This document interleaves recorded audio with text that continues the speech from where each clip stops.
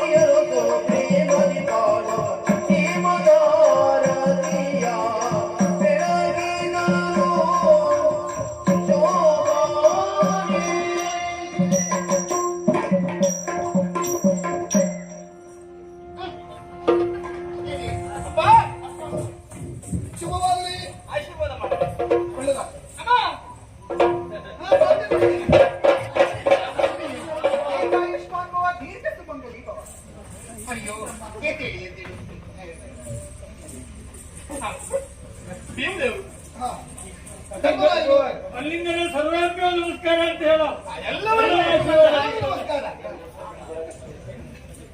ತಂಗಿ ಶಿವ ಮೂರ್ತಿ ಸರಿಯಾಗಿ ರತಿ ಕಲ್ಯಾಣ ಹಾಗೆ ಆಯ್ತು. ಈ ರತಿ ಕಲ್ಯಾಣವನ್ನು ಯಾರು ನೋಡುತ್ತಾರೋ ಆಡುತ್ತಾರೋ ಅವರೆಲ್ಲ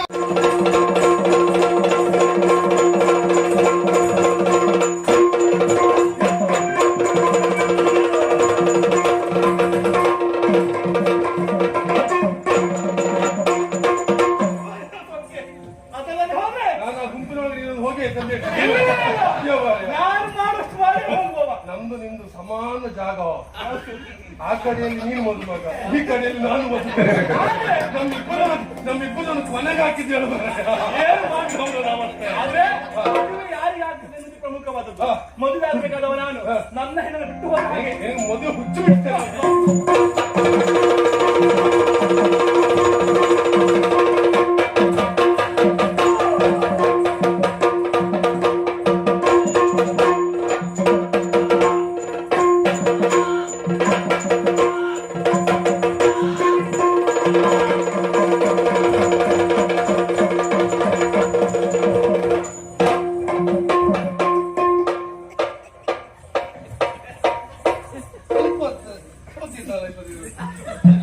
ಮಾಡುವುದು ಅದನ್ನೇ ನೀನು. ರತಿ ಬದಲಾಯ್ತು. ಯಾರು ಅವನ ಮಗಳು ಯಾಕೆ ಹಕ್ಕೊಳ್ತು. ನಿನ್ನ ಎದುರು ನಿಲ್ಲುವುದೇ ಕಷ್ಟ ಅಲ್ಲ. ಹಾಗೆ ನೋಡು,